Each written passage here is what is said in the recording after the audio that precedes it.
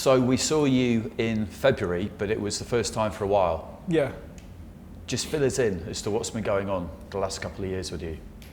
Obviously I had the fight, then I had an injury, and then I came back, then the fight fell through, and then I had a fight on. So that's it, fast tracked basically. And then I come back February, and then ready to go. Has it been frustrating? Yeah, it was a frustrating period, of course it was. I stayed in the gym, carried on doing what I needed to do until obviously the fights was there. You know, I got to the point where I was probably high risk for a lot of fighters, and it was like, well, he's high risk, low reward. So a lot of fighters was turning down the opportunities, and I needed a big fight at a big level. So it was hard to get the right opponents. And then when I finally did, you know, I had certain fights made without signing them, and then they went a different direction, and it was frustrating, but we're here now. I remember talking to you in late 2022 when you were supposed to be fighting Bolotnik. Yeah. We were talking about how that was a perfect fight for you, really, because big win against Shakan Pitters, but other than that, you were being judged by really good losses, and that wasn't what you wanted. Yeah. And well, the next one needed to be a big win. Well, I can stop you there because there was a couple of big domestic wins which you lot oversee, but I get the Bivol fight and the Boatsi fight, 2 out of the 18 or whatever wins, we could say that, but you know, yeah. Yeah, you know what I mean though, from the kind of like the headlines. Yeah, I know what you mean, I know how you tried to dress it, but I'm just recorrecting it. You see, this is what I've always found entertaining about you. I've always genuinely really enjoyed talking to you because you're more than happy to stand your ground. I've always found kind of confidence interesting with you too, because you get quite a lot of fighters who, they talk a lot about how confident they are. Yeah. But it vexes them if they can see that maybe other people don't share it. They want people to kind of reflect it all the time. Yeah. You've got what I would describe as real confidence. Yeah. In that it doesn't really bother you whether people share it or not. In fact, you kind of quite like it if they don't, because it means you might be underestimated. There you go. But I'm very comfortable in my own skin. As I said even to Willy in the face-off, you know, when he tries to do too much, I could see the unconfidence in himself trying to put on the facade. Me, I don't deal with that because I am confident within myself. I don't need to prove it, don't need to show it. And when you're comfortable in your own skin, you can be relaxed. What do you make of him?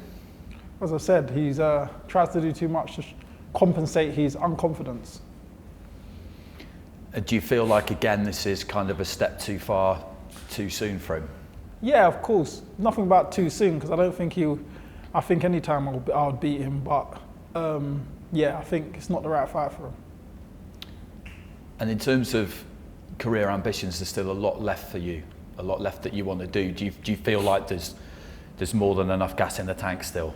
Yeah, it's not like I'm on a decline. I'm getting better. You know, just changed trainer. Still got a lot of ceiling left, improving in the gym. And I can't leave the sport without getting that world honours. I've won everything else domestically, British titles, etc. I beat a lot of good domestic opponents, but I feel like without getting that world title to finish my career, I would be unhappy. How is that changed training-wise? Because you've been with Peter for a long time, Peter Sims. I mean, it's a big, you know, it's not an insignificant move, is it, to make a change after all that time? Yeah, well, it just like I felt like I was getting plateaued for a while there. Me and Shane had a conversation, and I've always respected Shane as a trainer. He's a great trainer, that's why he just got Trainer of the Year. And I thought I had a few percentages to improve on, but he showed me I've got so much more to improve on and so much ceiling left. And since I've been there, I'm just improving all the time. He showed me my errors, we recorrected it. He showed me things I can do better, and I'm improving as a fighter week in and week out. And I'm excited to learn. I feel like I'm getting ready for my debut again. So I just feel like this is the best part of my career yet to come.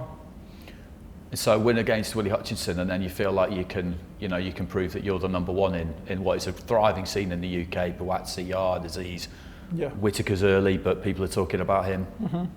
Yeah, we're obviously focused on, first and foremost, Willy Hutchinson, Saturday night, and then obviously we'll look at the options, whatever's going to push me in the direction back to that world honours and world title. You know me, I don't duck or dodge no one. We'll get in there. Does the team thing make this just a little bit different? I mean, you concentrate on what you're doing, in that sense it's the same, but just like throughout the week, the build up, and it's just fun, isn't it? You know, this Queensberry versus Matchroom, you've been, you always have been Matchroom, although you were kind of, on the back burner. I don't know how to describe it really, but you were never kind of main attraction. Yeah. First. Yeah. because funny enough, as I'm saying, a lot of people said to me, oh, was it this fight you signed with Matchroom? Was it this fight you signed with Matchroom? But I made my debut on the Matchroom show, on the Young Guns show. And I've just built my way through. Obviously, when I turned pro, I didn't have a massive amateur pedigree. No one knew much about me, and it was kind of like prove yourself on the job. And as we were saying, we was talking about earlier about some of my wins from early 6 fights in. I was beating guys 12-0, 6 knockouts with massive amateur pedigrees, and I had to just keep proving myself, rolling on, beat the Portuguese champion, obviously Jake Ball, Shakan Pitters, Sterling, the list goes on. And I had to prove myself, and I feel like even when I moved up to the light heavyweight division, there were 6 of us in the division. I was probably on, as you said, the back burner of the main attractions in that, and I've moved into the #1 position by not given, but doing it. So last one, one thing that's always been a feature of your fights is Team Richards. Yeah. The sisters in particular. Yes. Are they coming? Of course they're coming. They don't miss a fight. There's loads of them coming out, all my family, cousins, uncles, sisters, mum, dad, everyone. They'll be there. Well, they'll add to the atmosphere because you can't miss them, can you? You'll never miss them. They'll be there rooting, shouting me on, and there's a lot of few people going to come out. I've got some loyal supporters who will go wherever I go.